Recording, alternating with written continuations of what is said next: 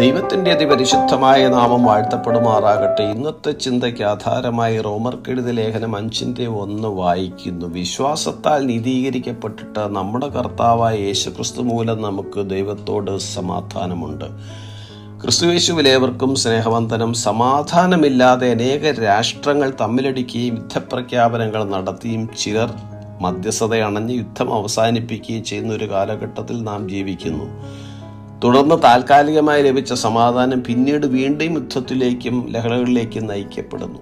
ഭൂമിയിൽ നാം കണ്ടുകൊണ്ടിരിക്കുന്ന എല്ലാ സമാധാന പ്രക്രിയയും സ്ഥിരതയുള്ളതല്ല, താൽക്കാലികമാണ്. ഇവിടെ റോമാലേഖനത്തിൽ മനുഷ്യന് ദൈവത്തോടുള്ള സമാധാനത്തെക്കുറിച്ച് പറഞ്ഞിരിക്കുന്നു. പാപം ദൈവവും മനുഷ്യനും തമ്മിലുള്ള ബന്ധത്തെ അസ്വസ്ഥമാക്കി. മാനുഷിക രീതിയിൽ പരിഹരിക്കുവാൻ കഴിയാത്തൊരു വിടവ് ദൈവവും മനുഷ്യനും ഇടയിൽ ഉണ്ടായി. യേശുക്രിസ്തുവിൻ്റെ ക്രൂശിലെ യാഗത്താൽ സമാധാനം ലഭിക്കുവാനിടയായി. പാപത്തിൻ്റെ പ്രശ്നം പരിഹരിക്കപ്പെടുകയും ദൈവവുമായുള്ള സമാധാനം യേശുക്രിസ്തുവിൽ വിശ്വസിക്കുന്ന ഏവരിലും പ്രവേശിക്കുവാനിടയായി തീർന്നു.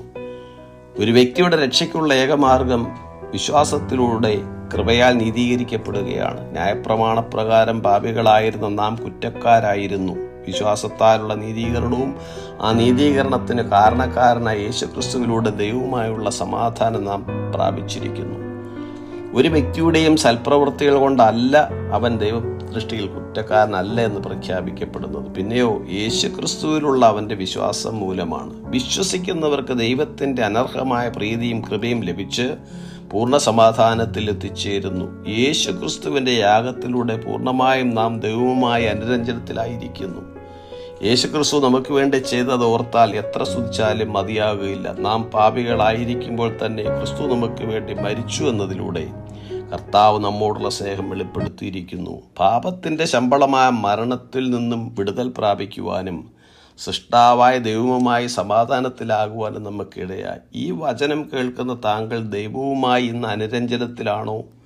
താങ്കളിലെ പാപസ്വഭാവത്തിന് പരിഹാരം വന്നുവോ? യേശുക്രിസ്തുവിലൂടെ മാത്രം സാധിക്കുന്ന ഒരു കാര്യമാണത്. കർത്താവായ യേശുക്രിസ്തുവിൽ വിശ്വസിക്കുക എന്നാൽ നീ നിന്റെ കുടുംബവും രക്ഷ പ്രാപിക്കും. വിശ്വാസത്താൽ നീതീകരിക്കപ്പെട്ടിട്ട് നമ്മുടെ കർത്താവായ യേശുക്രിസ്തു മൂലം ദൈവത്തോട് സമാധാനം ലഭിച്ച നാം എത്രമാത്രം ദൈവത്തിന് നന്ദി പറയണം. ഈ വചനങ്ങളാൽ ദൈവം നമ്മെ ഏവരെയും അനുഗ്രഹിക്കുമാറാകട്ടെ. God bless us all.